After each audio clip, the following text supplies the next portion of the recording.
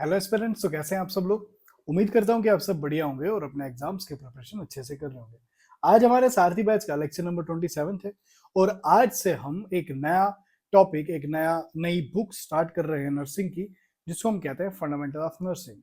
अब ये जो फंडामेंटल ऑफ नर्सिंग है, ये बहुत इंपॉर्टेंट सब्जेक्ट हो जाता है हर एक नर्सिंग एग्जाम के लिए, चाहे वो नॉर्सेट हो, चाहे वो नेशनल लेवल का एग्जाम हो, चाहे वो स्टेट लेवल का कोई भी नर्सिंग एग्जाम हो, CHO, किसी भी एग्जाम में अगर आप कोई भी एग्जाम उठा के देखोगे तो फंडामेंटल ऑफ नर्सिंग के भर भर के क्वेश्चन आपको देखने को मिलेंगे। ये सब्जेक्ट क्यों इतना इंपॉर्टेंट हो जाता है? क्योंकि जितने भी क्लिनिकल बेस्ड क्वेश्चन है, जो भी प्रोसीजर वाले क्वेश्चन है, जो भी आपको केस बेस्ड क्वेश्चन पूछे जाते हैं, वो सब जो फ्रेम होते हैं वो फंडामेंटल ऑफ नर्सिंग से ही फ्रेम होते हैं। तो देखो, अब ये जो पूरी फंडामेंटल ऑफ नर्सिंग बुक है, इसका पूरा रोड मैप आपके सामने आपकी स्क्रीन पे है। ये सारे सिलेबस को आपने देख लेना है। इसमें बहुत सारे टॉपिक्स हैं जो मैंने इंक्लूड करके रखे हैं और PR यादव में हर एक टॉपिक मैंने यहाँ पे लिख के रखा है। मैं थोड़ी देर के लिए हट जाता हूँ, आप इस पूरी स्लाइड का जो है स्क्रीनशॉट लेके रखो। इसी तरह से मैंने आपको बाकी सब्जेक्ट्स की भी जो रोड मैप है, पूरा कंप्लीट रोड मैप दिखा के रखा हुआ है। इस रोड मैप का आप फोटोग्राफ लेके रखो, इससे आपको बार बार पता चलते रहेगा कि हमने क्या क्या टॉपिक्स पढ़े हैं, कहाँ कहाँ तक हम पहुंचे हैं। तो ये पूरा आपके माइंड में सेट रहेगा। तो आज का जो हमारा टॉपिक रहेगा, आज हम पहला टॉपिक फंडामेंटल ऑफ नर्सिंग का करेंगे फाउंडेशन थ्योरी एंड प्रिंसिपल में। तो ये हम करेंगे फ्लूइड बैलेंस एंड इम्बैलेंस। हमारी बॉडी में जो फ्लूइड है उसका बैलेंस और इम्बैलेंस, इसके ऊपर बहुत सारे क्वेश्चन आपको एग्जाम में देखने को मिलते हैं। तो चलो स्टार्ट करते हैं आज का topic, fluid balance and imbalance. सबसे पहला क्वेश्चन आपकी स्क्रीन पर।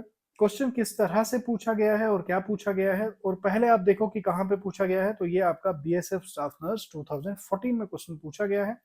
RPSC राजस्थान नर्सिंग ट्विटर में भी यही क्वेश्चन आया था और 2012 में क्वेश्चन आया है और 14 में क्वेश्चन आया है। तो क्वेश्चन क्या है? क्वेश्चन देखो क्या पूछा गया, the percentage of water in the average adult human body is. तो हम जो एवरेज एडल्ट ह्यूमन बॉडी में परसेंटेज कितना होता है वाटर का, क्या 80% होता है, क्या 60% होता है, क्या 40% होता है, या क्या 90% होता है? तो हमारी बॉडी में टोटल कितना फ्लूइड कितना होता है, कितना फ्लूइड हमारी बॉडी में भरा है, वाटर कंटेंट कितना है हमारी बॉडी में? तो याद रखना, हमारी बॉडी में वाटर कंटेंट टोटल होता है 60%। Is it clear? अडल्ट में। ऐसे ही अगर इन्फेंट में देखेंगे तो अलग हो जाएगा, है ना। ओल्ड एज में देखेंगे तो अलग हो जाएगा। अब देखो इसकी एक्सप्लेनेशन, और ये जो एक्सप्लेनेशन है बहुत इंपॉर्टेंट है। इस एक्सप्लेनेशन में जो ये पॉइंट्स हैं, यहां से डायरेक्टली क्वेश्चन उठ के अब आपके एग्जाम में आ सकता है। तो सबसे पहला पॉइंट आप समझिए क्या लिखा हुआ है। A healthy adult mail contain, जो हेल्दी एडल्ट मेल है वो कितना कंटेन करता है? 60%।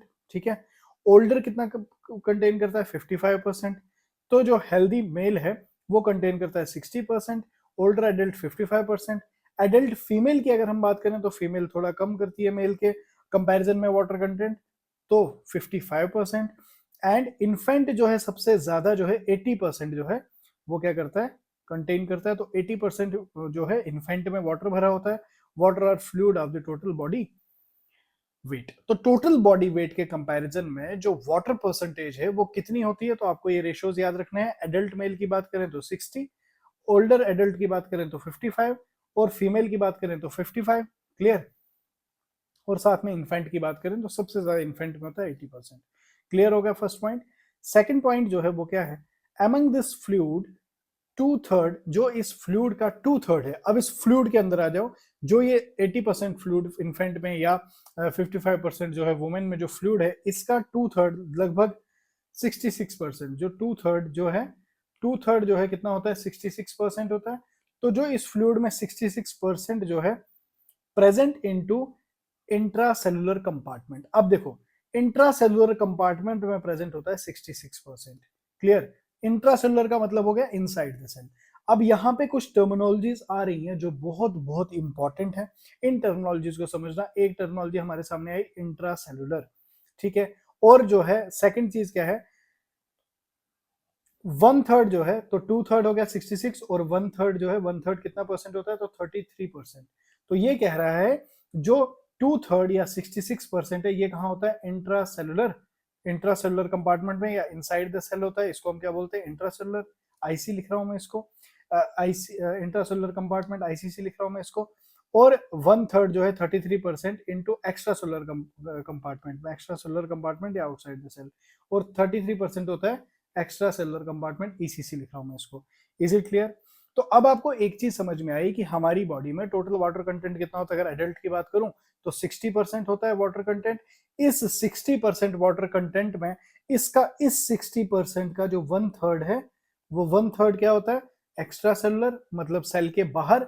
और जो 2/3 होता है वो कितना होता है, वो किसमें होता है, इंट्रासेलुलर। Is it clear?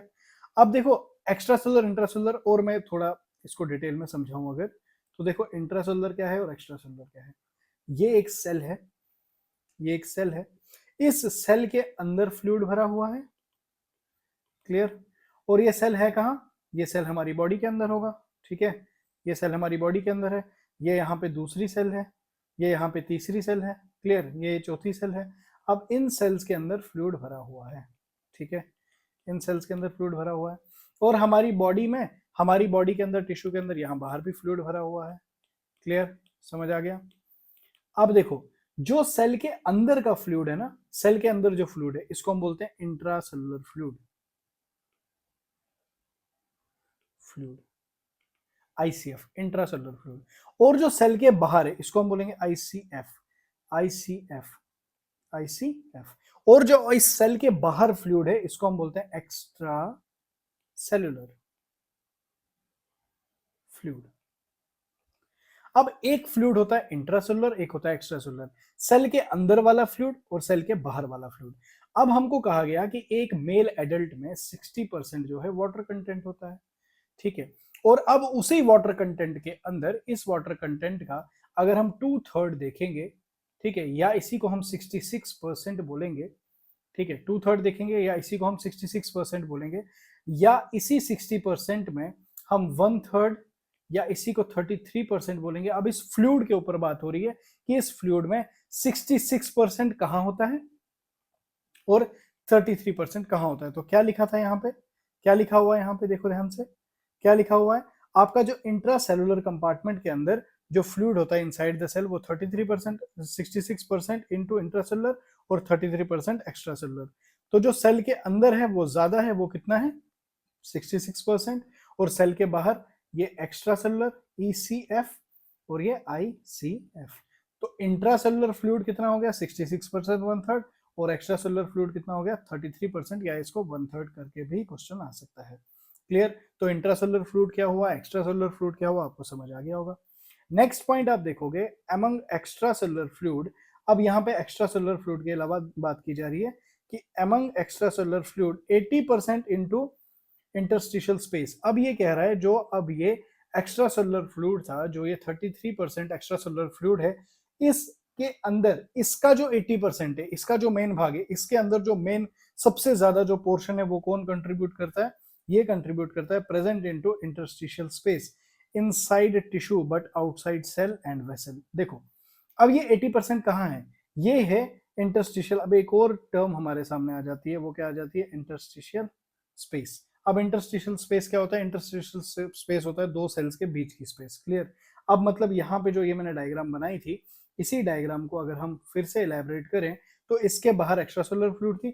अब ये दो सेल्स के बीच की जो जगह है ना, ये जो बीच की जगह है दो सेल्स के बीच की, देखो यहाँ पे जो ये स्पेस है, ये जो स्पेस है, जो ये स्पेस है, ये स्पेस है, ये स्पेस है, सेल्स के बीच की जगह, इसको हम इंटरस्टिशियल स्पेस बोलते हैं। और इसी में अब वेसल्स भी हैं, यहीं पे वेसल्स भी प्रेजेंट होंगी, है ना, ब्लड की वेसल्स भी प्रेजेंट होंगी, और भी कुछ कुछ वेसल्स होंगी, तो ये वेसल्स होंगी, ठीक है, ब्लड वेसल्स भी होंगी इसमें, इसके अंदर भी फ्लूइड भरा हुआ है। तो अब पॉइंट क्या समझा रहा है हमको, ये कह रहा है अमंग एक्स्ट्रा सेलुलर फ्लूइड 80% जो एक्स्ट्रा सेलुलर फ्लूइड का है, वो 80% जो है वो कहाँ पे प्रेजेंट है, present into interstitial space. Interstitial space मतलब inside tissue but outside cell and vessel. Cell के अंदर, इनसाइड टिश्यू, टिश्यू के अंदर बट आउटसाइड सेल, टिश्यू के अंदर। अब ये क्या है, ये तो एक टिश्यू ही है, ये क्या है, ये मैंने किसकी डायग्राम बनाई थी, ये पूरा क्या है, ये टिश्यू ही तो है। इस टिश्यू के अंदर है लेकिन सेल के बाहर है, तो कौन से वाले की बात हो रही है, टिश्यू के अंदर लेकिन सेल के बाहर, तो किसकी, एक्स्ट्रासेलुलर फ्लूइड की बात हो रही है। तो इस एक्स्ट्रासेलुलर फ्लूइड में जो 80% होता है वो इंटरस्टिशियल स्पेस में होता है, जो कौन सी स्पेस है, ये सेल्स के बीच की स्पेस है। और कहाँ होता है, वेसल्स के अंदर होता है, क्लियर, बात समझ आ रही है। अब नेक्स्ट पॉइंट समझते हैं, जस्ट अ सेकेंड, ये शायद मुझे लग रहा है थोड़ा ना गीला हो गया स्वेट से, just a second, just a second, उसको थोड़ा सा मैं, हाँ अब शायद चल पड़े, हाँ देखो अब यहाँ पे समझो, but outside cell and vessel, और 20% जो है ना, और बचा जो 20% वो कहाँ पे, तो 20% जो है into blood plasma and lymph, और 20% का है ब्लड प्लाज्मा, और 20% क्या है present into blood plasma, blood के प्लाज्मा में और लिम्फ में, and minor amount into CSF, और कुछ अमाउंट सीएसएफ होता है, सेरिब्रोस्पाइनल फ्लूइड में होता है, ठीक है, और साइनोवियल फ्लूइड में, साइनोवियल फ्लूइड कौन सा हो गया, दो बोन्स के बीच में, दो बोन्स के बीच में फ्लूइड भरा होता है, जैसे नी जॉइंट है उसके बीच में जो फ्लूइड भरा है उसको साइनोवियल फ्लूइड बोलते हैं, और पेरिकार्डियल फ्लूइड, पेरिकार्डियल फ्लूइड कौन सा हो गया, ये आपका हर्ट है, ये आपका हर्ट है, ठीक है, ये हर्ट है, हर्ट की वॉल के, हर्ट की जो वॉल्स है ना, हर्ट की वॉल्स, इसके बीच में भी यहाँ पे फ्लूइड भरा होता है, इसको हम बोलते हैं पेरिकार्डियल फ्लूइड। इसी तरह से प्लूरल फ्लूइड, ये लंग्स है अगर, तो ये लंग्स की जो लेयर है, बाहर वाली लेयर, अंदर वाली लेयर, बीच में जो ये स्पेस होती है इसमें भी फ्लूइड भरा होता है, ठीक है, इसको हम क्या बोलते हैं, प्लूरल फ्लूइड बोलते हैं। Is it clear? अब ये प्लूरल फ्लूइड क्या होता है, क्या इसकी फंक्शनिंग है, रेस्पिरेटरी सिस्टम में पढ़ेंगे, पेरिकार्डियल फ्लूइड को ये हम पढ़ेंगे कार्डियक सिस्टम में, कार्डियोवास्कुलर सिस्टम में। बस आपको इतना याद रखना है कि टोटल जो हमारी बॉडी है, हमारी बॉडी का 80% जो है, 60% जो है एडल्ट की बॉडी का 60% जो है वो फ्लूइड होता है। क्लियर? अब इस 60% में से 1/3, इस 60% का 1/3, अब यहाँ पे ये नहीं, ये अब इसमें कंफ्यूज नहीं होना कि 60% का 66%, ऐसे नहीं, ये जो 60% है होल सम, अब इसको हम दे देते हैं, तो ये 100% में अब देखेंगे हम इसको, ठीक है, तो मतलब जो पूरी बॉडी है, पूरी बॉडी का 60% क्या है, वाटर है, ठीक है। अब इस वाटर का, इस बॉडी में जो वाटर है, तो अब हम होलसम वाटर देख रहे हैं, तो मतलब अब 100% सिर्फ वाटर को ही देख रहे हैं। इस वाटर का 1/3 जो है, 1/3 जो है वो क्या है, एक्स्ट्रा सेलुलर फ्लूइड, सेल के बाहर वाला। मेजर अमाउंट क्या है, मेजर अमाउंट है इंट्रासेलुलर फ्लूइड 66%। और एक्स्ट्रा सेलुलर फ्लूइड की अगर हम बात करें, इस एक्स्ट्रा सेलुलर फ्लूइड में, एक्स्ट्रा सेलुलर फ्लूइड में जो 80% फ्लूइड होता है, ये इंटरस्टिशियल स्पेस में पाया जाता है। इंटरस्टिशियल स्पेस कौन सी, टिश्यू में, टिश्यू के अंदर, सेल के बाहर, ठीक है, तो टिश्यू के अंदर सेल के बाहर, ये मैंने आपको बता दिया डायग्राम में। क्लियर? और क्या लिखा था, but outside cell and vessels 20% present होता है ब्लड प्लाज्मा में, और साथ में lymph and minor amount into CSF, lymph में प्रेजेंट होता है, और माइनर अमाउंट आपका सेरिब्रोस्पाइनल फ्लूइड में होता है। क्लियर? और साथ में सैन्युअल फ्लूइड में होता है, पेरिकार्डियल में होता है, पेरिकार्डियल फ्लूइड होता है, और प्लूरल फ्लूइड होता है। Is it clear? तो ये फ्लूइड का पूरा डायनेमिक्स मैंने आपको बता दिया। अब धीरे धीरे आगे बढ़ेंगे, और ये आएगा रिपीट में इसको करूंगा, आपको घबराने की कोई जरूरत नहीं है। आगे बढ़ते हैं, देखो साइनोवियल फ्लूइड की मैं डायग्राम अगर आपको दिखाऊं, देखो ये साइनोवियल फ्लूइड है, तो साइनोवियल फ्लूइड देखो कैसे है, ये दो बोन्स हैं, ये आपकी दो बोन्स हैं, ये बोन आ गई, ये बोन आ गई, ये बीच में देखो ये जो फ्लूइड भरा हुआ है, ब्लू कलर का दिख रहा होगा आपको, ये साइनोवियल फ्लूइड है, ठीक है। तो क्वेश्चन क्या है आपकी स्क्रीन पे, एएसआईसी स्टाफ नर्स फरवरी 2019 में क्वेश्चन पूछा गया है, सेकंड शिफ्ट में। क्वेश्चन क्या था, extra cellular fluid include following. अब ये कह रहा है एक्स्ट्रा सेलुलर फ्लूइड, तो मतलब फॉलोइंग जो दिए हैं हमको, एक्स्ट्रा सेलुलर फ्लूइड दिए हैं। एक्स्ट्रा सेलुलर फ्लूइड मतलब सेल के बाहर और टिश्यू के अंदर वाला फ्लूइड है, एक्सेप्ट इसको छोड़ के। तो देखो, क्या ब्लड एक्स्ट्रा सेलुलर फ्लूइड है, तो बिल्कुल एक्स्ट्रा सेलुलर फ्लूइड है। क्या प्लाज्मा एक्स्ट्रा सेलुलर फ्लूइड है, बिल्कुल प्लाज्मा एक्स्ट्रा सेलुलर फ्लूइड है। क्या लिम्फ जो है वो एक्स्ट्रा सेलुलर फ्लूइड है, हाँ ये सेल के बाहर होता है। नेक्स्ट, साइनोवियल फ्लूइड, बिल्कुल साइनोवियल फ्लूइड अभी हमने देखा कि सेल के बाहर होता है। पेरिकार्डियल फ्लूइड बिल्कुल बाहर होता है। प्लूरल फ्लूइड बिल्कुल बाहर होता है। तो देखो हमको एक्सेप्ट बताना है, ठीक है, तो जो नहीं होता है वो बताना है हमने। Fluid within the cell, ये तो इंट्रासेलुलर फ्लूइड की बात होगी, तो इसका आंसर क्या आ जाएगा, सी इसका करेक्ट आंसर आ जाएगा। तो इसका आंसर मैंने बता दिया था आपको, हाँ, तो सी इसका क्या आ जाएगा, correct answer. Next question, CSF cerebrospinal fluid जो है वो बाहर होता है। Fluid in the interstitial space, बिल्कुल एक्स्ट्रासेलुलर फ्लूइड, तो इसका सी आंसर आ जाता है। Is it clear? आगे बढ़ते हैं नेक्स्ट क्वेश्चन की ओर। अगला क्वेश्चन देखो, ये जो इंट्रासेलुलर है, एक्स्ट्रा सेलुलर है, ये बेसिक है, ये समझ में आ गया ना, तो फिर अब आगे जो क्वेश्चन आएंगे वो आपको क्लियर हो जाएंगे। आपको समझ लेना है कि सेल के अंदर मतलब इंट्रा सेलुलर, सेल के बाहर मतलब एक्स्ट्रा सेलुलर। क्लियर?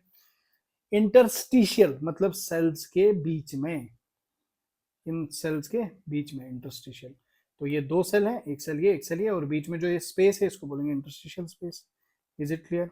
अब देखो नेक्स्ट क्वेश्चन, जीएमसीएच चंडीगढ़ में आया हुआ है क्वेश्चन। क्या पूछा गया है, in a healthy 70 kg adult male, ये कह रहा है कि 70 किलो एक एडल्ट मेल है, the interstitial fluid ICF ICF की जो है इंटर सेलुलर फ्लूइड जो आईसीएफ है इसमें वॉल्यूम इन लीटर इज कितनी है, तो 70 केजी है, तो 70 केजी का अगर हम कितना निकालेंगे 60% निकालेंगे तो कितना आएगा, 70 केजी का 60% कितना आएगा, तो अगर इसको कैलकुलेट करोगे तो 28 इसका आंसर आएगा। तो देखो कैसे दिया है, इन 70 KG person total fluid is 42 litre. तो 70 केजी का हम टोटल फ्लूइड अगर निकालेंगे कि 70 केजी का उसके अंदर कितना फ्लूइड होगा, तो अब मैंने पहले ही आपको बता दिया था कि टोटल बॉडी वेट का 60% फ्लूइड होता है, तो टोटल बॉडी वेट कितना था 70 केजी। इसका जब 70 केजी का हम 60% निकालते हैं तो वैल्यू हमारे पास आती है 42 लीटर। इज इट क्लियर, कितनी आएगी 42 लीटर।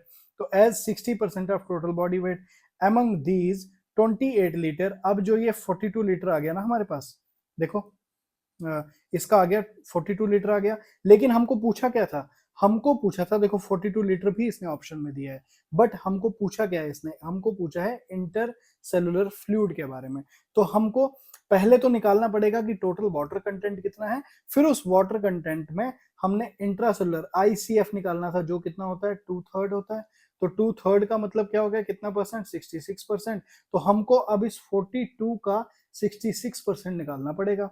तो जब हम इस 42 का 66% निकालते हैं, क्योंकि 70 का जब हम 60% निकालेंगे तो आ जाएगी 42 वैल्यू, बट हमको टोटल वाटर कंटेंट नहीं मांगा है इसने, हमको क्या पूछा है इसने इंटरसेलुलर। तो इस 42 का जब हम निकालेंगे कितना परसेंट 66%, तो तब हमारे पास वैल्यू आती है 28। ठीक है, अब ये कैलकुलेट करना, परसेंटेज निकाल के देख लेना तो खुद से आपको समझ आ जाएगा। 28 लीटर इज आईसीएफ, क्योंकि 66% ऑफ 60% जो है वो क्या आएगा 28 लीटर आएगा। एंड 14 लीटर इज ईसीएफ, जो 14 लीटर है वो ईसीएफ आएगा। 14 लीटर क्यों आया ईसीएफ, क्योंकि एक्स्ट्रा सेलुलर फ्लूइड कितना होता है 1/3 जो कि 33% होता है। 60% का जब हम 33% निकालेंगे, 14 का जब हम 33% निकालेंगे तो वो कितना आ जाएगा, वो आ जाएगा 28 का जब हम, मतलब थोड़ा मैं इसको थोड़ा कॉम्प्लिकेटेड हो रहा है, मैं आपको ध्यान से समझाता हूँ। देखो टोटल वेट कितना था 70 केजी, ठीक है, टोटल वेट 70 केजी है। जब हम इस 70 किलो को 70 का 60% निकालते हैं तो हमारे पास वैल्यू आती है 42। ठीक है, तो 42 लीटर आ गया वाटर टोटल। अब 42 लीटर जो है टोटल वाटर है वो ईसीएफ भी है आईसीएफ भी है, मतलब इसमें ICF plus ECF total volume जो टोटल वाटर कंटेंट है वो कितना है, इंट्रासेलुलर और एक्स्ट्रासेलुलर दोनों को मिला के 42 लीटर। बट हमको पूछा क्या था इसने, ईसीएफ पूछा है या आईसीएफ पूछा है, तो हमको क्या पूछा था इंट्रासेलुलर फ्लूइड। तो इंट्रासेलुलर फ्लूइड कितना होता है, इंट्रासेलुलर फ्लूइड होता है 2/3, जो कि जिसको हम कितना कहते हैं 66%। तो जब हम 42 का 66% निकालेंगे, जब हम 42 का 66% निकालेंगे तो हमारे पास जो वैल्यू आ जाती है वो कितनी आ जाती है, वो आ जाती है 28। ठीक है, 28 लीटर। और जब हम इसी 42 का, जब हम इसी 42 का 42 लीटर का अगर हमको निकालना होगा extra cellular fluid, extracellular fluid निकालना होगा जो कितनी, जिसकी वैल्यू कितनी होती है 1/3 जो कि कितना होता है 33%। तो जब हम 42 का 33% निकालेंगे, तो 42 का 33% निकालेंगे तो वैल्यू हमारे पास कितनी आ जाती है 14 लीटर आ जाती है। इज इट क्लियर, क्या बात समझ आ गई। तो देखो एंड 14 लीटर इज ईसीएफ जो कि 33% ऑफ 60% है। तो आईसीएफ इज 40%, जो इंट्रासेलुलर फ्लूइड है वो कितना है 40% ऑफ टोटल बॉडी वेट। तो इंट्रासेलुलर फ्लूइड कितना है 40% of total body wait, about 28 litre in adult male and 20 litre in average adult female, क्योंकि फीमेल में थोड़ा कम हो जाता है। क्लियर, आगे बढ़ते हैं नेक्स्ट क्वेश्चन की ओर। अगला क्वेश्चन आपकी स्क्रीन पे, ईएसआईसी स्टाफ नर्स 2016 में क्वेश्चन पूछा गया है। क्वेश्चन क्या है, in a healthy man whose weight, जो इसका वेट कितना है 70 केजी है, the total body water is approximately. तो 70 का कितना, 70 का कितना निकालना है हमने 60% निकालना है, तो कितना आता था 42 लीटर आता था। ठीक है, तो इसमें 42 आ जाएगा आंसर। इज इट क्लियर, आगे बढ़ते हैं नेक्स्ट क्वेश्चन। देखो अब क्या है, एम्स रायपुर में पूछा गया है, स्टाफ नर्स 2017 में क्वेश्चन पूछा गया है। क्वेश्चन क्या पूछा गया है, which among following type of people have highest concentration of water in their body।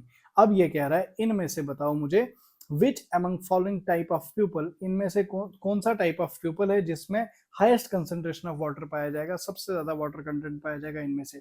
क्या फैट मैन, मोटे आदमी में सबसे ज्यादा पानी होता है, क्या लीन मैन जो पतला आदमी है लीन है उसमें ज्यादा वाटर कंटेंट होता है, क्या फैट वुमेन में ज्यादा या लीन वुमेन में ज्यादा, यहाँ पे बहुत स्टूडेंट्स का आंसर जो है वो फैट की तरफ जाएगा, क्योंकि जो मोटे हैं उनमें पानी भरा, ऐसा कुछ नहीं होता, याद रखना। जो लीन होता है उसमें सबसे ज्यादा वाटर कंटेंट देखा जाता है, तो लीन मैन इसका क्या आ जाएगा, आंसर आ जाएगा। तो which among the following type of people have highest concentration of water, तो जो कंसंट्रेशन वाटर की है वो हाईएस्ट किस में होती है, लीन मैन में होती है।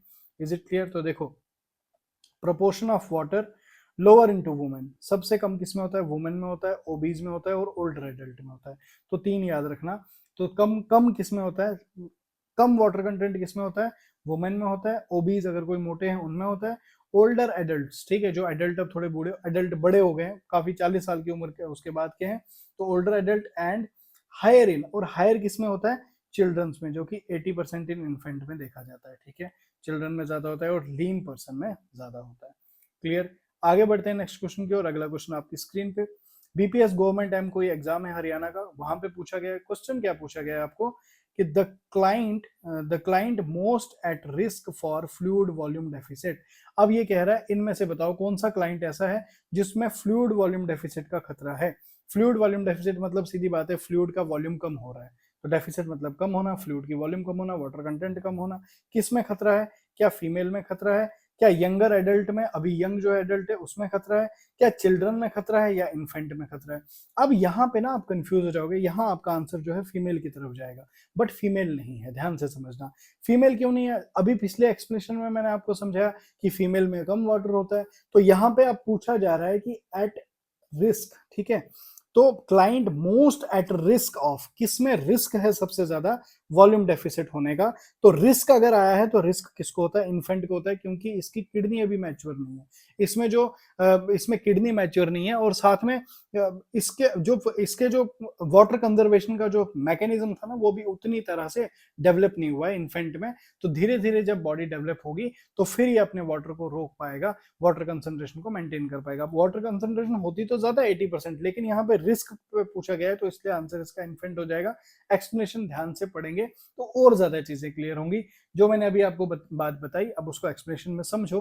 क्या लिखा हुआ है, infant are more prone to dehydration, जो इन्फेंट्स होते हैं वो फ्रीक्वेंटली डिहाइड्रेट हो सकते हैं। क्यों होते हैं? Because immature water conserving organ, जो वाटर को कंजर्व करने वाला ऑर्गन है जैसे किडनी है, वो अभी क्या है, and having higher surface area to volume. और देखो दो चीजें हैं, एक तो किडनी इमेच्योर है तो मोर प्रोन होता है डिहाइड्रेशन के, क्योंकि इमेच्योर होती है इसमें क्या, water water conserving organ kidney immature है। साथ में इन्फेंट का जो surface area to volume ratio होता है वो क्या होता है, हैविंग हायर, ठीक है, हाई होता है, surface area volume ratio infant का ज्यादा होता है एज कंपेयर टू बड़े से। देखो जैसे ही हम इसको मैथमेटिकली अगर मैं समझाना चाहूँ तो कैसे मैं समझाऊंगा, फॉर एग्जांपल ये एक हम क्यूब से समझते हैं, ये एक क्यूब है, ठीक है, क्यूब की कितनी साइड है, 6 साइड्स होती हैं, तो 1 सेंटीमीटर क्यूब, सारी मतलब 6 की 6 साइड्स उसकी बराबर होती है, तो 1 सेंटीमीटर क्यूब की लेंथ है,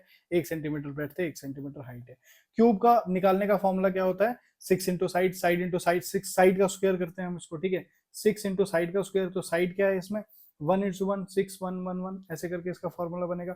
वॉल्यूम का फॉर्मूला क्या होता है, volume length into width into height, ऐसा होता है। तो लेंथ कितनी है 1, हाइट कितनी है 1, इसकी ब्रेथ कितनी है 1, तो 1 × 1 × 1, तो इसका जो सरफेस एरिया था, सरफेस एरिया कितना आ गया इसका, 6:1:1, तो 6 आ गया। वॉल्यूम कितनी आ गई इसकी, वॉल्यूम का रेशो अगर निकालेंगे क्यूब का 1:1:1, तो 1 आ गया। और सरफेस से एरिया वॉल्यूम रेशो कितना आ गया इसका, 6:1 आ जाएगा, तो 6 सरफेस एरिया, वॉल्यूम 1 आ गया, ठीक है। और अब ये इन्फेंट मान के चलो, अब एक बड़ा बड़ा क्यूब ले लेते हैं जिसकी मान के चलो हम 2 सेंटीमीटर रख देते हैं, बढ़ा दिया, इसका साइज बड़ा कर दिया, तो सरफेस एरिया कितना निकलेगा, 6 × 2 × 2, ठीक है, तो कितना आ गया, 6×2 = 12, 12×2 = 24 आ गया, 24 सेंटीमीटर इसका सरफेस एरिया आ गया। वॉल्यूम अगर निकालेंगे तो क्या, length into width into height, तो 2 × 2 × 2 2 4 4 2 8, तो अगर हम इसका सरफेस एरिया पर वॉल्यूम रेशियो निकालेंगे तो कितना आएगा, 24/8, ठीक है। 24/8 को अगर हम फर्दर सॉल्व करेंगे तो 8 1 = 8, 8 2 = 16, 8 3 = 8 3 तो 3:1 आ गया ना इसका, तो 3:1 इसका रेशो आया। 6:1 किसका था, जो इन्फेंट था, तो इन्फेंट का सरफेस एरिया वॉल्यूम रेशियो ज्यादा है as compare to surface area volume, इसका क्या है, ज्यादा है, वॉल्यूम रेशियो ज्यादा है और इसका कम है। तो यही तो यहाँ पे बात हो रही है। And higher, having higher surface area to volume ratio, तो इसका जो है इन्फेंट का सरफेस एरिया वॉल्यूम रेशियो ज्यादा होता है एज कंपेयर टू बड़े आदमी के, तो इसलिए भी वाटर लॉस जो है वो ज्यादा होता है। अब सरफेस एरिया की और अगर मैं इजीली समझाऊं आपको, तो जब हम कप में चाय पकड़ेंगे तो चाय कब जल्दी ठंडी होगी, या हम उस चाय को जो है प्लेट में रख देंगे, सरफेस एरिया बढ़ा देंगे, तो चाय जो हीट लॉस जो है वो जल्दी हो जाएगा, क्योंकि प्लेट में क्या हो गया, सरफेस एरिया बढ़ गया as compare to volume. Cup में क्या था, सरफेस एरिया कम था, सरफेस एरिया कम होने की वजह से हीट लॉस कम हुआ था। तो वैसे ही है, जो बेबी इन्फेंट होता है उसका वॉल्यूम का कंपैरिजन में सरफेस एरिया बड़ा होता है, तो इसलिए हीट लॉस जल्दी होता है। समझ आ गया? अब ये आपको इतना मैथ्स वगैरह इसका कोई इतना जरूरत नहीं है, बस ये समझाने के लिए था। आगे बढ़ते हैं, आगे बढ़ते हैं, ध्यान से समझो अब यहाँ पे। तो दो रीजन है क्यों इन्फेंट में है, क्योंकि उसकी किडनी जो है वो भी इमेच्योर है, साथ में सरफेस एरिया वॉल्यूम रेशियो ज्यादा होता है। There is also increase susceptibility to fluid and electrolyte imbalance in older age, और यहाँ पे ससेप्टिबिलिटी जो है वो ज्यादा होती है ओल्डर एडल्ट में, किसकी, फ्लूइड लॉस की और साथ में इलेक्ट्रोलाइट इम्बैलेंस की, due to some physiological changes, क्योंकि ओल्डर एडल्ट में कुछ फिजियोलॉजिकल चेंजेस देखने को मिलते हैं हमको। क्या क्या वो देखने को मिलते हैं ओल्ड एज में हमको changes, like less volume of fluid in the body, body के अंदर फ्लूइड का वॉल्यूम कम होना, थिनिंग ऑफ स्किन। आप देखोगे जब हमारे घर में जो बुजुर्ग होते हैं उनकी चमड़ी को, जब आप उनके हाथ की चमड़ी को जब इकट्ठा करो तो आप देख सकते हो उनकी टर्जिडिटी खत्म हो गई थी, स्किन एकदम लटक रही होती है, लूज हो गई होती है, क्योंकि उसमें वाटर कंटेंट कम है, तो थिनिंग ऑफ स्किन होती है। डिक्रीज रीनल फंक्शन, उनकी किडनी जो है उतना एफिशिएंटली अब फंक्शन नहीं करती, तो decrease renal function. Loss of subcutaneous fat, और सबक्यूटेनियस फैट जो होता है वो भी लॉस हो जाता है। And impairment into third mechanism, तो थर्स्ट मैकेनिज्म, और इंपेयरमेंट हो जाती है थर्स्ट मैकेनिज्म में, वो पानी भी उतना ज्यादा नहीं पीते, थर्स्ट मैकेनिज्म उनकी प्यास उतनी नहीं लगती, तो पानी का इंटेक भी कम होता है। सो इन्फेंट एंड ओल्डर एडल्ट, इसीलिए जो इन्फेंट होते हैं और ओल्डर एडल्ट होते हैं वो क्या होते हैं, should monitor closely for fluid imbalance. तो फ्लूइड इम्बैलेंस की जब बात आएगी तो हम किसको देखेंगे, इन्फेंट को और ओल्डर ओल्डर को देखेंगे। तो यहाँ पे ऑप्शन में उनको फीमेल दिया था तो बिल्कुल नहीं, यंगर एडल्ट की तो कोई जरूरत नहीं हो तो पीलेगा, ठीक है। चाइल्ड नहीं, इन्फेंट यहाँ पे आंसर आएगा, तो इन्फेंट या ओल्डर एडल्ट होगा तो वो आंसर आएगा। Is it clear? आगे बढ़ते हैं नेक्स्ट क्वेश्चन की ओर। अगला क्वेश्चन आपकी स्क्रीन पे, राक एमएससी नर्सिंग एंट्रेंस में पूछा गया है, 2009 में क्वेश्चन पूछा गया है। क्वेश्चन क्या पूछा गया है, maintenance of fluid and electrolyte balance is more critical in children than adult because. अब ये कह रहा है कि मेंटेनेंस फ्लूइड और इलेक्ट्रोलाइट बैलेंस का ये क्रिटिकल होता है चिल्ड्रंस में एज कंपेयर टू एडल्ट। क्यों होता है क्रिटिकल चिल्ड्रंस में? अब देखो, cellular metabolism is less stable then in adult, जो सेलुलर मेटाबॉलिज्म होता है चिल्ड्रन का वो लेस जो है स्टेबल होता है एडल्ट के कंपैरिजन में। यार मेटाबॉलिज्म तो हाई होता है इसमें, तो ये नहीं आएगा। Proportion of water in body is less than adult, जो चिल्ड्रन है उसमें प्रोपोर्शन बॉडी में वाटर का लेस होता है, तो ये भी नहीं है, सरासर गलत है, ठीक है। Next, renal function is immature in children, children below 4 years, तो 4 साल से नीचे जो भी चिल्ड्रन है उनका रीनल फंक्शन जो है वो इमेच्योर होता है, तो ये थोड़ी रेलेवेंसी दिखा रहा है आंसर। नेक्स्ट क्या है, extra cellular fluid requirement per unit of body weight is greater then in adult, ऐसा कुछ नहीं होता, तो सी इसका आंसर आ जाएगा कि maintenance of fluid and electrolyte balance is more critical in children than adult. क्यों होता है? क्योंकि चिल्ड्रन में उसकी जो रीनल फंक्शनिंग होती है वो इमेच्योर होती है, अभी वो मैच्योर नहीं हुआ है, इसलिए इसमें जो है वो डिहाइड्रेशन जल्दी से हो सकती है। क्लियर? नेक्स्ट क्वेश्चन आपकी स्क्रीन पे, ईएसआईसी स्टाफ नर्स फेब 2019 में पूछा गया है। क्वेश्चन क्या पूछा गया है, द एल्डरली इंडिविजुअल, जो एल्डरली इंडिविजुअल है, is at greater risk for dehydration than middle age. अब जो एल्डरली इंडिविजुअल है, वही बात आ गई, जो अभी एल्डरली छोटा इंडिविजुअल है उसको ज्यादा रिस्क होता है डिहाइड्रेशन का देन मिडिल एज एडल्ट। क्यों होता है? अब वापस से हम एक्सप्लेनेशन पढ़ेंगे क्यों होता है, रीजन बताना है। The earlier have more muscle mass, तो जो अर्लियर है उसका मोर मसल मास है, ऐसा नहीं है। The the elderly drink little fluid, जो एल्डरली होते हैं वो थोड़ा कम पानी पीते हैं, लिटिल फ्लूइड पीते हैं, जबकि आप बच्चों को देखोगे ना वो बस पानी पानी कर रहे होते हैं, ठीक है, तो ये भी नहीं आएगा। Next, their body are almost 80% of water, तो पानी का कंटेंट ज्यादा है तो इसलिए हो रहा है, तो ये तो बिल्कुल नहीं आएगा। तो लास्ट पे यही बचता है, तो इसी को टिक लगा लो। देखो एक्सप्लेनेशन पढ़ते हैं हम। ये तो एलिमिनेशन से मैंने डायरेक्टली निकाल दिया, बट पढ़ते हैं क्या है कंपनसेटरी मैकेनिज्म। तो बिल्कुल वही कंपनसेटरी, मतलब किडनी की बात हो रही है, वर्किंग लेस एफिशिएंटली, तो लेस एफिशिएंटली इसका कंपनसेटरी मैकेनिज्म काम करता है बच्चे का। इसीलिए जो है उसमें क्या होता है, वो ग्रेटर रिस्क होता है उसको डिहाइड्रेशन का। Is it clear? आगे बढ़ते हैं नेक्स्ट क्वेश्चन की ओर। अगला क्वेश्चन क्या है, GMCH nursing officer August 2022, recent question है। क्वेश्चन क्या पूछा गया है, in a patient the fluid balance is indicated by. Patient में फ्लूइड बैलेंस किससे इंडिकेट होता है, हम क्या मॉनिटर करेंगे तो जिससे हमको पता चलेगा कि ये फ्लूइड बैलेंस को इंडिकेट कर रहा है। क्या हम उसकी मॉनिटरिंग, वेट की मॉनिटरिंग करेंगे उसको, उससे हमको फ्लूइड बैलेंस के बारे में पता चलेगा। क्या फिजिकल एग्जामिनेशन करेंगे, उसको हम फिजिकली देखेंगे तो कहीं उसकी आंख का जो संकन प्यूपिल तो नहीं है, ठीक है। उसके बाद टर्जिडिटी देखते हैं, ठीक है, टर्जिडिटी वगैरह देखते हैं। इनपुट आउटपुट चार्ट, वो कितना पानी पी रहा है, कितना यूरिनेट कर रहा है, तो इनपुट आउटपुट चार्ट को हम मेंटेन करते हैं।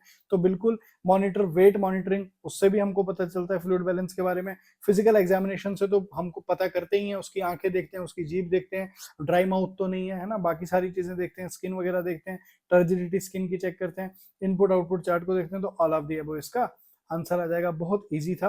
अब यहाँ पे देखो, ये वाली चीज को आप ध्यान से देखो, ये जो मैंने यहाँ पे चिपकाया हुआ है पोस्टर, इसका स्क्रीनशॉट ले लो और यहाँ से समझो एसेसिंग डिहाइड्रेशन में क्या क्या हम देखते हैं। तो जनरल कंडीशंस की अगर मैं बात करूं, टीयर्स में देखते हैं तो नो डिहाइड्रेशन के यहाँ पे लिखे हुए हैं, ठीक है। उसके बाद सम डिहाइड्रेशन, कुछ अमाउंट की डिहाइड्रेशन है, तो उसमें ये लिखा हुआ है कि जनरल कंडीशंस में क्या क्या क्या देखने को मिलता है टीयर्स में, माउथ एंड टंग में, थर्स्ट में देखने को क्या क्या मिलता है, और यहाँ पे सी वाई डिहाइड्रेशन। तो इसको एक बार पढ़ लेना, समझ आ जाएगा। इसको मेरे को समझाने की उतनी रिक्वायरमेंट नहीं है, आप पढ़ लेना, आपको समझ में आ जाएगा। आगे बढ़ते हैं नेक्स्ट क्वेश्चन की ओर। अगला क्वेश्चन आपकी स्क्रीन पे, कहां पे पूछा गया है, जीएमसीएच नर्सिंग ऑफिसर अगस्त 2022 में पूछा गया है। क्वेश्चन क्या पूछा गया है, the fluid and electrolyte balance in a patient can be easily assessed by. ये कह रहा है फ्लूइड और इलेक्ट्रोलाइट बैलेंस जो है पेशेंट में, वो इजीली हम असेस कर सकते हैं किसके थ्रू, क्या ब्लड प्रेशर के थ्रू कर सकते हैं, क्या पल्स रेट के थ्रू, या यूरिन आउटपुट के थ्रू कर सकते हैं। तो हम ब्लड प्रेशर बिल्कुल, जब देखो इलेक्ट्रोलाइट बैलेंस और इम्बैलेंस में ना, हम ब्लड प्रेशर का बहुत रोल होता है। तो ये आ जाएगा, ब्लड प्रेशर हम चेक करते हैं, वहां से भी हमको पता चलता है कि इलेक्ट्रोलाइट बैलेंस इम्बैलेंस है या नहीं है। तो fluid and electrolyte balance in a patient can be easily assessed by blood pressure, pulse rate से भी हमको पता चलता है, और यूरिन आउटपुट से भी। तो इसका आंसर क्या आ जाएगा, D, all of the above answer आ जाएगा। Next question, ESIC staff nurse Delhi 2012 में पूछा गया है। क्वेश्चन क्या पूछा गया है, an excessive vomiting and haemorrhage lead to. अब वॉमिटिंग हो रही है, वाटर कंटेंट निकला, हेमरेज हो रहा है, ब्लड लॉस हो रहा है, तो वाटर कंटेंट निकला। इससे क्या होगा, इससे क्या होगा, आपकी बॉडी में वाटर की कमी होगी, लिक्विड की कमी होगी, या बढ़ेगा, तो ऑब्वियसली कम होगा। तो कम को क्या बोलते हैं, हाइपो। तो देखो हाइपर तो नहीं है, ठीक है। हाइपो, हाइपोवोलीमिया, क्या हम इसको हाइपोवोलीमिया, हाइपो मींस कम, वॉल्यूमा मींस वाटर कंटेंट, तो क्या हाइपोवोलीमिया बोलेंगे, बिल्कुल। फ्लूइड ओवरलोड, बढ़ेगा कैसे, कम हो रहा है, तो ये बिल्कुल नहीं आएगा, इडिमा नहीं आएगा। इसका आंसर क्या आ जाएगा, हाइपोवोलीमिया, ए इसका करेक्ट आंसर हो जाता है। तो देखो हाइपोवोलीमिया का मतलब क्या हो गया, तो हाइपोवोलीमिया टर्म को याद रखो। हाइपोवोलीमिया का मतलब fluid volume deficit, fluid volume deficit or negative fluid balance. तो देखो तीन तीन तीन टर्म याद रखो, एक तो fluid volume deficit, fluid volume deficit का मतलब फ्लूइड का वॉल्यूम कम हुआ, फ्लूइड का वॉल्यूम कम मतलब हाइपोवोलीमिया, ठीक है। या दूसरा वर्ड क्या है, दूसरा वर्ड है negative fluid balance. Negative fluid balance का मतलब कम हुआ फ्लूइड, आपका फ्लूइड बैलेंस, या डिहाइड्रेशन। तो तीन वर्ड याद रखो। डिहाइड्रेशन को हम क्या क्या बोलते हैं, डिहाइड्रेशन को ही हम नेगेटिव फ्लूइड बैलेंस बोलते हैं, और डिहाइड्रेशन को ही हम फ्लूइड वॉल्यूम डेफिसिट भी बोलते हैं। Is it clear? आगे बढ़ते हैं। और मैं आपको एक चीज बताऊं, स्टार्टिंग में जो क्वेश्चन हमने किया ना, जैसे 70 केजी वाला, उसमें अगर आपको कोई कंफ्यूजन हुई है कि परसेंटेज कैसे निकालते हैं, कमेंट कर देना, मैं आपको समझा दूंगा परसेंटेज कैसे निकालते हैं। बट वो मैथमेटिकल टर्म है और वैसा क्वेश्चन नहीं आता, वो एक आध बार आया था। वैसे इस तरह के क्वेश्चन हम आपको एग्जामिनर नहीं पूछते हैं, ठीक है।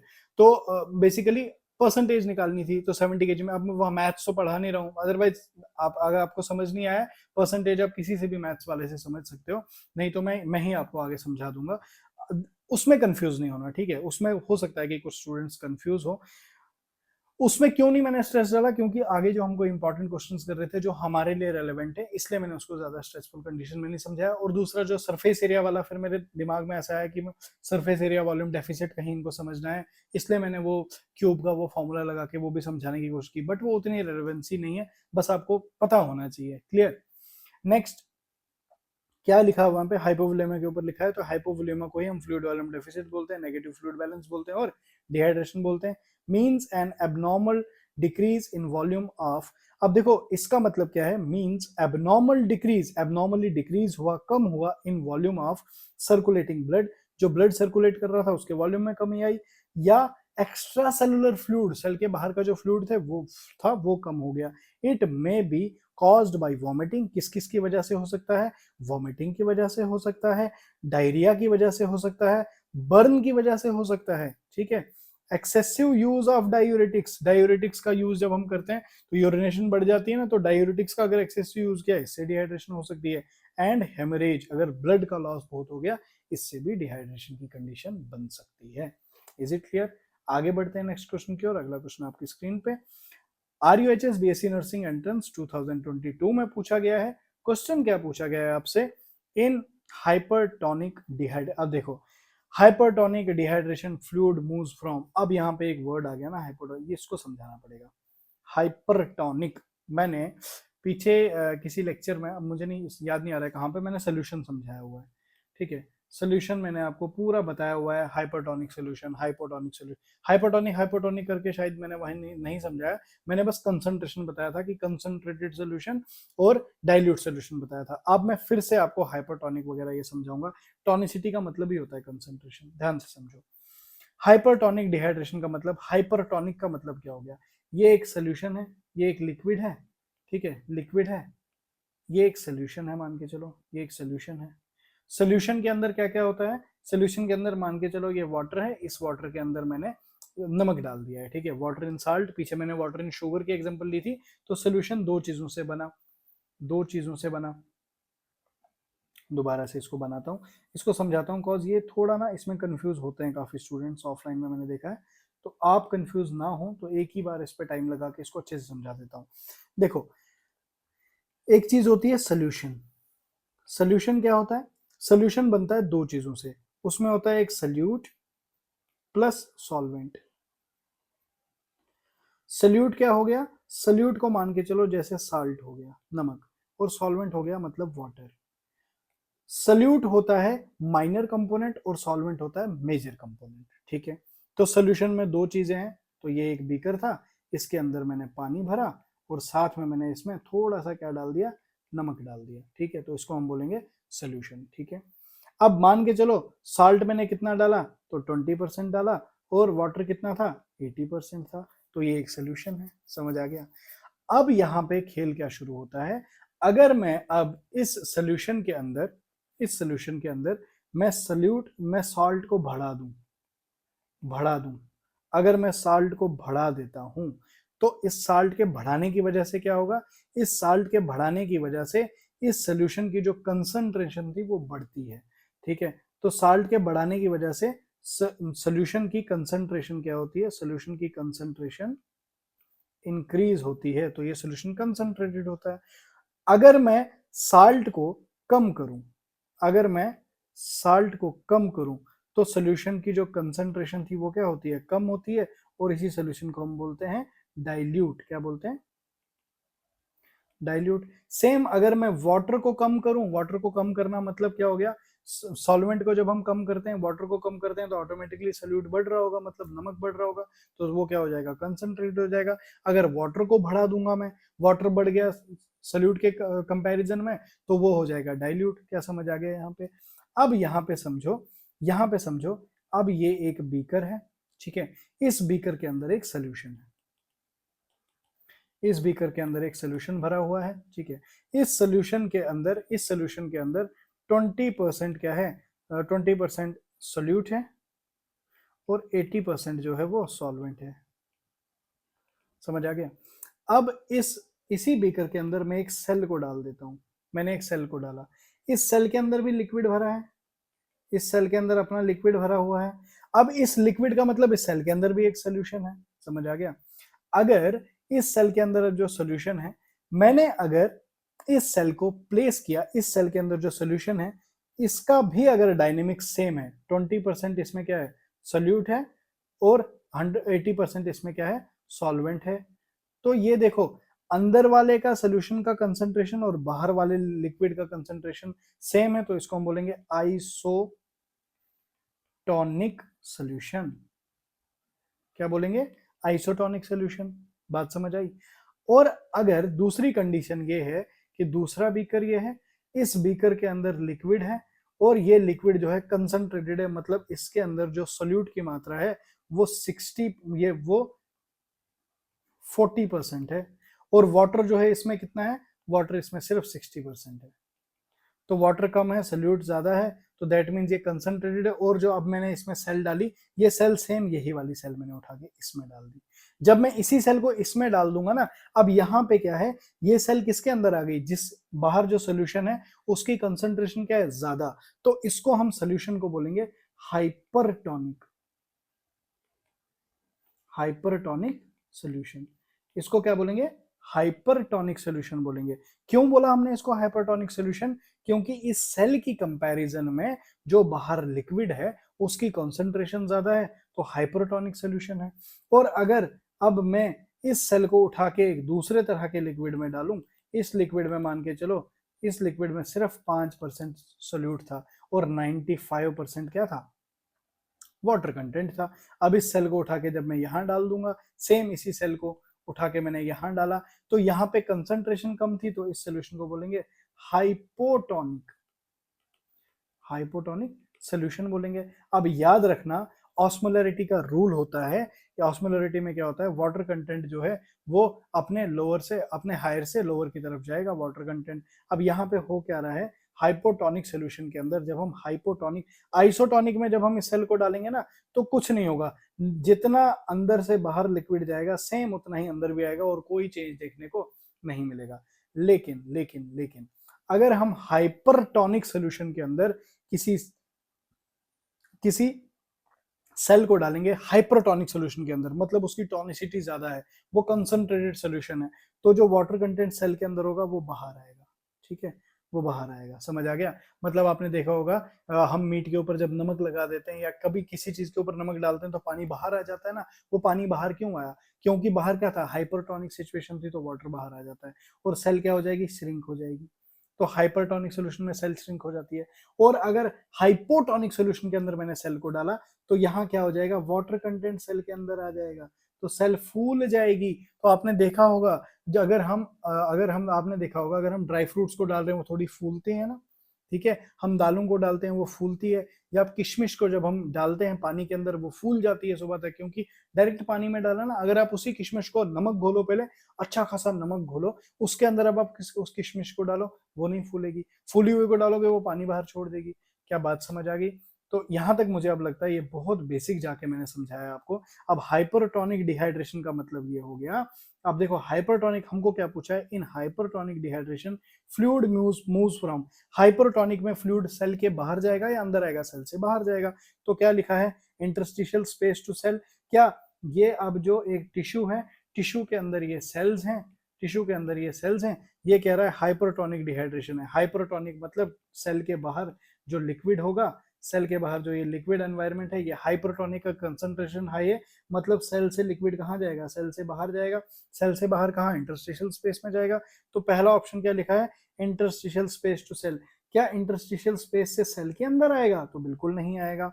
नेक्स्ट है cell to interstitial space, cell से इंटरस्टिशियल स्पेस की तरफ जाएगा, सेल से बाहर आएगा। क्या सेल से बाहर आएगा? बिल्कुल बाहर आएगा। सेल टू इंटरस्टिशियल स्पेस आएगा। इसका आंसर हो जाएगा सेल टू बॉडी कैविटी, ऐसा कुछ नहीं इंटरस्टिशियल, तो इसका बी आंसर आ जाएगा। Is it clear? अब देखो देखो, आज का जो लेक्चर है वो काफी इंपॉर्टेंट है और काफी डेप्थ में जाके बहुत बेसिक चीजों को मैं बता रहा हूँ, क्योंकि फंडामेंटल की शुरुआत है। यहाँ पे थोड़े ध्यान ध्यान से अगर हम चीजों को देख लेंगे, क्योंकि फंडामेंटल से बहुत क्वेश्चन आते हैं और काफी मतलब इजी तो नहीं कहूंगा मैं, लेकिन अगर आपके बेसिक्स फंडामेंटल्स क्लियर है ना, तो आप फंडामेंटल के ये चुटकियों में आंसर निकाल लोगे। तो देखो क्या है, type of fluid volume deficit dehydration are.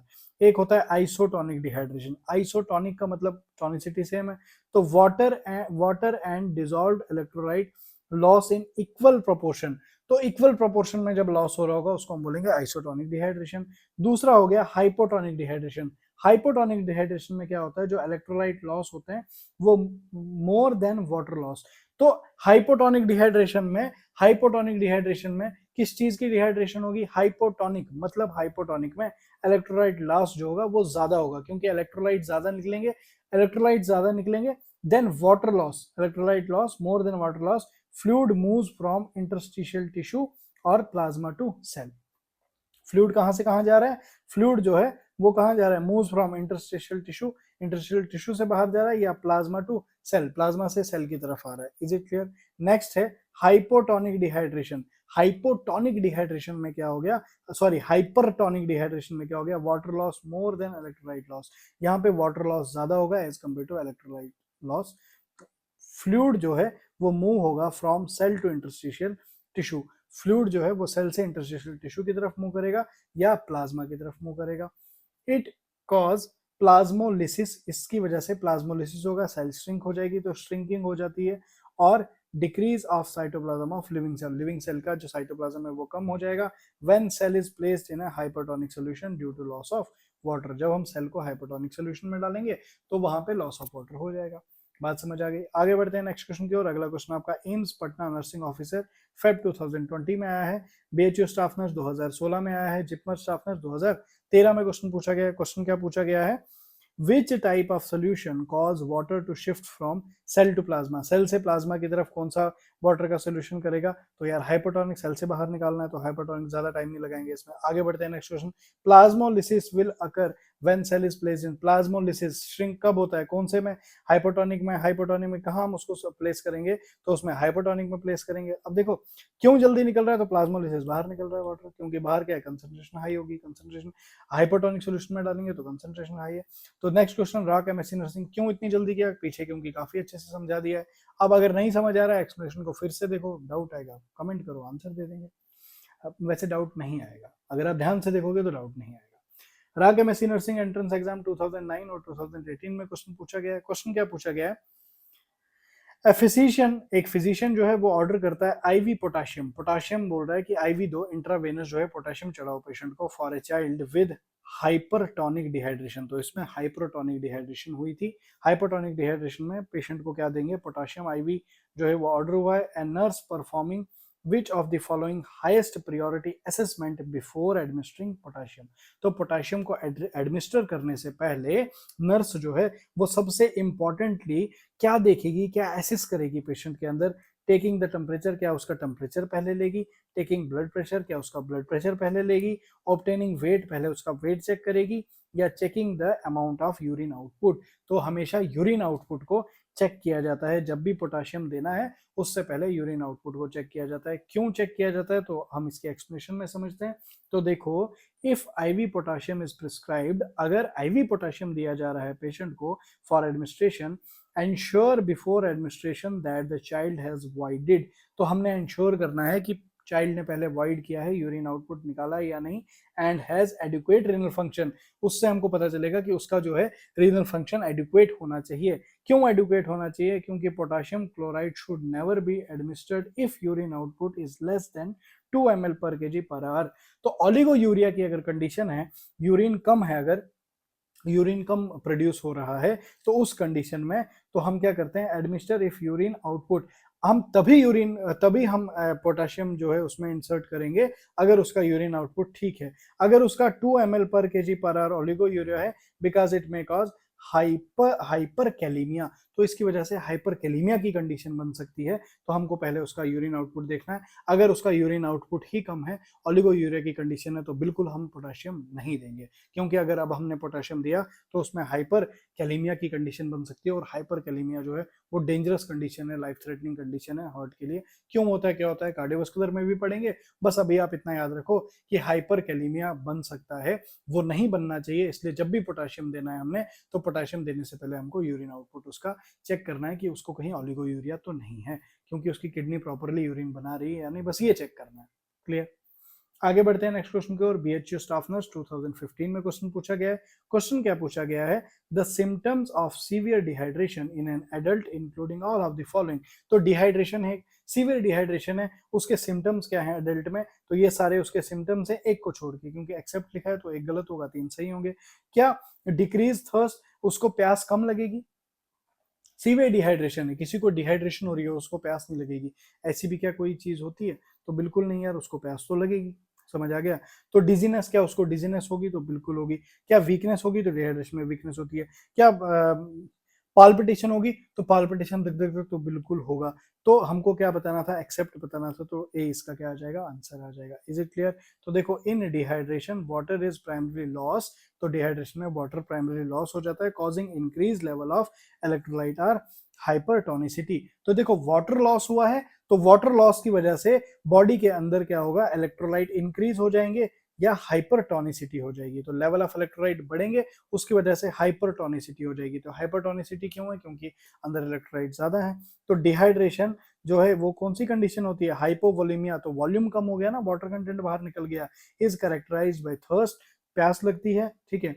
Orthostatic hypotension, orthostatic hypotension का मतलब हो गया, जब भी हम बैठे हैं, अचानक से बैठे हैं और अचानक से जब हम खड़े हो जाएंगे तो चक्कर सा आएगा। तो वो अचानक से खड़े होके कुछ कुछ टाइम के लिए ये चक्कर क्यों आता है? क्योंकि हाइपोवोलेमिया की कंडीशन है। उसी को हम क्या बोलते हैं? तो ऑर्थोस्टैटिक हाइपोटेंशन बोलते हैं। ट्रैकीकार्डिया, ट्रैकीकार्डिया का मतलब हार्ट बीट जो है वो तेजी से बढ़ रहा है, तो तेज हो रहा है हार्ट बीट, तो उसको बोलते हैं ट्रैकीकार्डिया। हार्ट बीट अगर कम होगा नॉर्मल से, उसको बोलेंगे ब्रैकीकार्डिया। हार्ट बीट कितना होता है? 60 टू 100 होता है, 60 टू 100 बीट पर मिनट होती है। 60 से नीचे होगा ब्रैकीकार्डिया, 100 से ऊपर होगा ट्रैकीकार्डिया होगा, ठीक है। रैपिड थ्रेडी पल्स, जो पल्स होगी वो थ्रेडी होगी। ओलिगोयूरिया वाली कंडीशन होगी, ओलिगोयूरिया यूरिन कम निकलेगा क्योंकि पानी कम है। इंक्रीज यूरिन स्पेसिफिक ग्रेविटी, तो यूरिन की स्पेसिफिक ग्रेविटी बढ़ जाएगी। अब ये यूरिन के अंदर स्पेसिफिक ग्रेविटी क्या होता है? तो ध्यान से समझना, यूरिन के अंदर जो मिनरल्स हैं, यूरिन के अंदर जो इलेक्ट्रोलाइट कंटेंट है वो ज्यादा होता है। तो जो एकदम येलोइश यूरिन आएगा, वाटरी यूरिन आएगा, येलोइश यूरिन आएगा और कम आएगा। तो डिहाइड्रेशन की कंडीशन में क्या होगा? स्पेसिफिक ग्रेविटी ज्यादा होगी। कितनी होगी? 1.026 होगी, ठीक है। थिक होगा, डार्क यूरिन होगा, वीकनेस होगी, डिहाइड्रेशन में फीवर होगा, ठीक है। हाइपरनेट्रीमिया की कंडीशन होगी, कोटेड टंग होगी, टंग ऐसा कोटेड टंग होगी। संकंड आई, एकदम सिकुड़ी हुई संकंड आई होगी, ठीक है। हाइपर ऑस्मोलैरिटी, वेट लॉस भी होगा, ठीक है। उसके बाद डिक्रीज स्किन टर्जिडिटी, स्किन की जो टर्जिडिटी है, स्किन की टर्जिडिटी कम हो जाएगी। एंड डिले कैपिलरी रिफिल, जो कैपिलरी रिफिल है, जब हम बंद करते हैं, कैपिलरी को रोकेंगे, उसके बाद छोड़ेंगे, तो जो कैपिलरी रिफिल टाइम है वो बढ़ जाएगा, ठीक है। तो कैपिलरी रिफिल डिले हो जाएगा क्योंकि वाटर ही कम है, तो देरी से बढ़ेगा।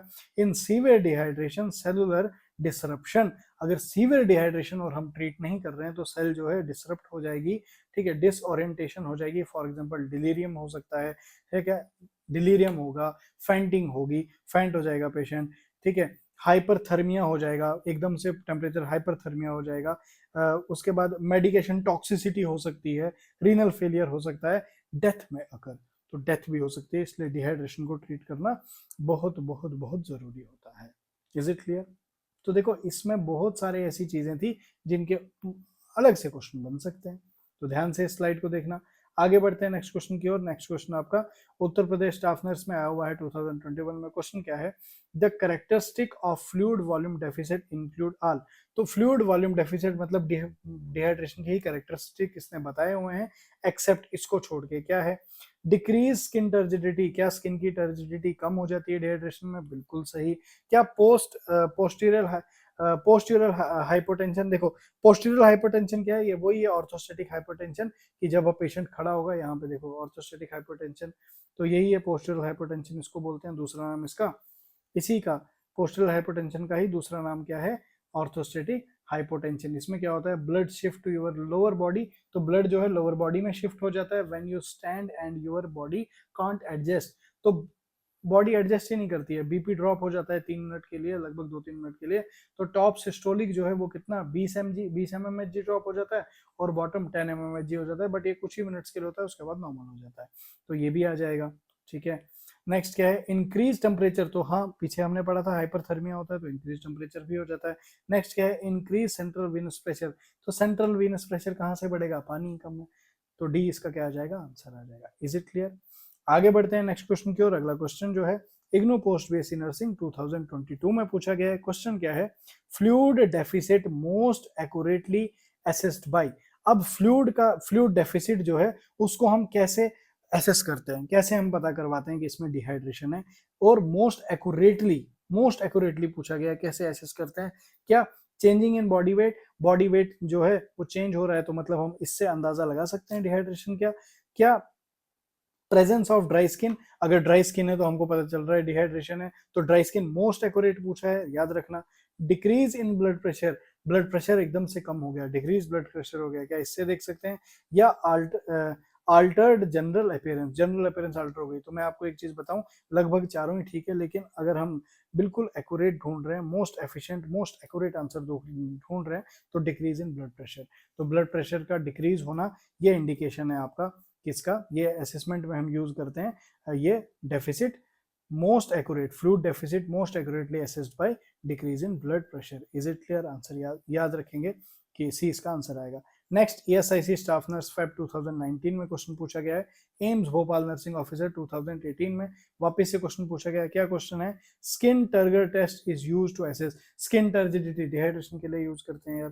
तो देखो क्या है यहाँ पे ऑप्शन, क्या क्या दिए हुए यहाँ पे, हाइड्रेशन स्टेटस, क्या हाइड्रेशन स्टेटस को देखने के लिए, लेवल ऑफ पेन बिल्कुल नहीं, कॉन्शियसनेस को नहीं, इन्फेक्शन को नहीं, तो हाइड्रेशन लेवल मतलब डिहाइड्रेशन, ठीक है। हाइड्रेशन लेवल, कितना हाइड्रेशन लेवल है पेशेंट में, कितना वाटर है, वो देखने के लिए स्किन टर्गर टेस्ट किया जाता है। Is it clear? कैसे करते हैं स्किन टर्गर टेस्ट? तो देख सकते हो, ये देखो, ध्यान से देखो, ऐसे ही हम करेंगे, स्किन को पकड़ेंगे, पिंच करेंगे, उसके बाद छोड़ेंगे और देखेंगे skin with decreased turgor remain elevate after being pulled up and release. तो ये पुल अप किया, रिलीज किया, और देखो कुछ देर के लिए ये ऐसी ही रहेगी, ठीक है, पुल्ड ही रहेगी, एलिवेटेड ही रहेगी, तो मतलब इसमें वाटर कम है। बात समझ आ गई? आगे बढ़ते हैं नेक्स्ट क्वेश्चन की ओर। अगला क्वेश्चन क्या है? DSSB नर्सिंग ऑफिसर में आया हुआ है 2019 में, एम्स भुवनेश्वर स्टाफ नर्स 2018 में क्वेश्चन पूछा है। क्या है? All of the following are feature of severe dehydration, ये सब जो है फीचर है सीवियर डिहाइड्रेशन के, लेकिन कैच क्या है यहाँ पे पूछा है, एक्सेप्ट इसको छोड़ के, क्या है? डिले कैपिलरी रिफिल, क्या डिहाइड्रेशन में कैपिलरी रिफिल डिले हो जाता है? बिल्कुल डिले हो जाता है। क्या संकन फॉन्टेनेल, जो फॉन्टेनेल्स होते हैं वो संकन होते हैं, तो बच्चे के बिल्कुल फॉन्टेनेल संकन हो जाते हैं। ड्राई ओरल म्यूकस, क्या ओरल म्यूकस ड्राई हो जाता है? बिल्कुल ड्राई हो जाता है। अल्टर्ड मेंटल स्टेटस, क्या मेंटल स्टेटस आर्टल हो जाता है? तो नहीं, मेंटल स्टेटस आर्टल नहीं होता है, तो डी इसका क्या आ जाएगा आंसर, मेंटल स्टेटस एकदम से आर्टल नहीं होता। सीवियर डिहाइड्रेशन में जो है फीचर्स क्या है इसके, तो इसके फीचर्स जो है डिले कैपिलरी रिफिल है, संकट फॉर्मेट है, या ड्राई। अब हम बिल्कुल ही ट्रीट ही नहीं कर रहे हैं सीवियर डिहाइड्रेशन, बिल्कुल नहीं, तो एक लेवल तक अल्टर्ड मेंटल स्टेटस भी हो सकता है, बट यहाँ पे जो आंसर है डी आ जाएगा। Is it clear? अब देखो, फंडामेंटल आज हमने स्टार्ट किया, hypertonic solution, hypotonic solution, solution, concentration gradient, ये सारी चीजें मैंने आपको बताई हैं। ध्यान से देखना है, intracellular fluid, extracellular fluid, इन सबको रिवाइज करना है। आज का लेक्चर बहुत इंपॉर्टेंट है, पहला लेक्चर फंडामेंटल का था, बहुत इंपॉर्टेंट है। थोड़ा सा अगर कॉम्प्लिकेटेड स्टार्टिंग में लगा होगा, कोई बात नहीं, जो नेक्स्ट लेक्चर आएगा और इससे अमेजिंग होगा, हर दिन अपग्रेडेशन हो रही है। जो स्टूडेंट पहले से सारथी बैच को फॉलो कर रहा है उसे पता चल रहा है कि कंटेंट उसे किस लेवल का दिया जा रहा है। क्लियर? अब अगर आपको कहीं पे भी कंफ्यूजन होती है, आप कमेंट में क्वेश्चन पूछोगे, जरूर क्वेश्चन पूछोगे, बट कंफ्यूजन आपको होगी ही नहीं। मैं आपको गारंटी देता हूं कि जो भी मैं लेक्चर अपलोड कर रहा हूं, अगर आप उस लेक्चर को ध्यान से देखते हो, मैं आपको सिंपल से एक बात बोलूं, लेक्चर को कैसे देखना है, लेक्चर को देखने का एक ही तरीका है, आप लेक्चर को कंप्लीट देखोगे। ये नहीं कि 10 मिनट आपने अभी देखा, फिर आप उसके बाद अपने 1-2 घंटे के बाद फिर देखा, वैसे नहीं, कंटिन्यूसली एक लेक्चर को देखोगे। लेक्चर को देखने का तरीका ये है, कंटिन्यूटी में देखोगे, एकांत में देखोगे, अकेले बैठो, लेक्चर लगाओ, साथ में कॉपी या पेज रखो, जो नया पॉइंट मिलता है उसे लिखो, जो पता है उसे लिखने की जरूरत नहीं, जो न्यू पॉइंट मिलता है उसे लिखो। और अगर आपको कोई कंसेप्ट दिमाग में पहले का बना हुआ था, बट यहाँ पे जब मैं कॉन्सेप्ट नया बना रहा हूं आपको समझ आ रहा है कि नहीं मैं गलत याद रख के बैठा हूं, ऐसा नहीं था, उसको तो जरूर लिखो। क्योंकि गलती हम कहाँ करते हैं, गलती एग्जामिनेशन में वो नहीं होती हमको कि जो हमको नहीं आता, हमारी गलती एग्जामिनेशन में वहां होती है जो हमको गलत पता होता है। क्लियर? तो उसको तो बिल्कुल हाईलाइट करके लिखना है कि ये मुझे गलत पता था, अब इसको मैं बिल्कुल करेक्ट करूंगा, तो वो पॉइंट्स आपने लिखने हैं। और उसके बाद जैसे ही लेक्चर कंप्लीट होगा, वो जो भी आपने वो पॉइंट्स लिखे थे उनको रिवाइज उसी टाइम कर देना है, शाम को सोने से पहले एक बार रिवाइज करना है, और नेक्स्ट डे जब नेक्स्ट लेक्चर मेरा आएगा, ऑल्टरनेट डे में लेक्चर आता है, जब नेक्स्ट लेक्चर देखना है उससे पहले उस पुराने लेक्चर को, सब्जेक्ट के पुराने लेक्चर को जरूर देखना है। फिर आप देखोगे नेक्स्ट लेक्चर भी आपको बहुत अच्छे से समझ आएगा और पिछले में तो मास्टरी हो चुकी होगी। इसलिए रिवीजन रिवीजन रिवीजन रिवीजन और कंसिस्टेंसी यही की है आपको नर्सिंग ऑफिसर बनाने के लिए। लास्ट पे 3 प्लेटफॉर्म, व्हाट्सएप पे फॉलो करो, टेलीग्राम पे फॉलो करो, इंस्टाग्राम पे फॉलो करो। रीजन क्यों? तीनों जगह पे सिर्फ और सिर्फ नर्सिंग का कंटेंट आपको नर्सिंग ऑफिसर बनाने के लिए। रोज मॉर्निंग में क्वेश्चन चले जाते हैं व्हाट्सएप पे भी और टेलीग्राम पे भी, अलग अलग क्वेश्चन होते हैं। इवन यूट्यूब कम्युनिटी पे भी क्वेश्चन आते हैं। बिकॉज टीम में क्या किया है, डिसाइड किया, डिवाइड किया हुआ है मैंने। व्हाट्सएप पे और फैकल्टी डालते हैं, टेलीग्राम पे कोई और फैकल्टी डालते हैं, और आपके यूट्यूब पे कोई और फैकल्टी डालते हैं। ठीक है, तीनों जगह अलग अलग टॉपिक के अलग अलग क्वेश्चन आते हैं। तो रोज 7-7 8-8 क्वेश्चन अलग अलग जगह पे आ रहे हैं, तो खेलते खेलते ही 20-22 क्वेश्चन आप यहीं से कर लोगे। इसके अलावा इंस्टाग्राम पे रोज रील अपलोड होती है, उस रील के अंदर भी कोई ना कोई ऐसा कॉन्सेप्ट, कोई ना कोई ऐसे नोट्स, शॉर्ट नोट्स अपलोड किए जाते हैं। वो भी वहां से भी आपको नर्सिंग के लिए फायदा होगा। तो तीनों आप ही के लिए बने हुए हैं, तो तीनों को फॉलो करेंगे। कैसा लगा आपको ये वीडियो? कमेंट सेक्शन में आपने जरूर बताना है, और कमेंट जरूर करना है कि कैसे लेक्चर्स आपको लग रहे हैं, क्योंकि आप जो कमेंट कर रहे हो, आप अप्रिशिएट कर रहे हो, यही हमारा फ्यूल है, यही हमारी टीम को मोटिवेटेड रखता है। तो कमेंट जरूर किया करो। सेशन अच्छा लगा तो सेशन को लाइक करो, जितना हो सके उतना वीडियोस को शेयर करो। अपना जो एनवायरनमेंट है ना आसपास का, वो अपना एनवायरनमेंट ही नर्सिंग ऑफिसर का बना दो। आप मजा पता कब आता है? जब हम अकेले सेलेक्ट होते हैं तब नहीं, जो हमारा साथी होता है, हमारे साथ है, वो भी सेलेक्ट होता है ना, हमारा ग्रुप ही सेलेक्ट होता है, तो मजा तब आता है। और कंपटीशन भी वही होता है जब आपका 2-3 आपके नर्सिंग के दोस्त हैं और वो दोनों तीनों जो है सारथी बैच से पढ़ रहे हैं, तो फिर आपस में जब डिस्कशंस करोगे और आपका फ्रेंड कभी सारथी बैच में आगे चले गया, आप अगर अभी 21वें लेक्चर पे हो या अभी आपने पुराने कुछ आपको बैकलॉग्स हैं, बट आपको पता है कि नहीं मेरा जो साथी है वो आगे बढ़ चुका है, तो एक कंपटीशन का माहौल क्रिएट होता है वहां पे। समझ आ गया? तो साथी आपका जो होगा उसके साथ जरूर शेयर किया करो, वीडियो को हाइप जरूर किया करो। तो मिलते हैं अपने नेक्स्ट लेक्चर में, तब तक के लिए thank you so much, God bless you, best of luck.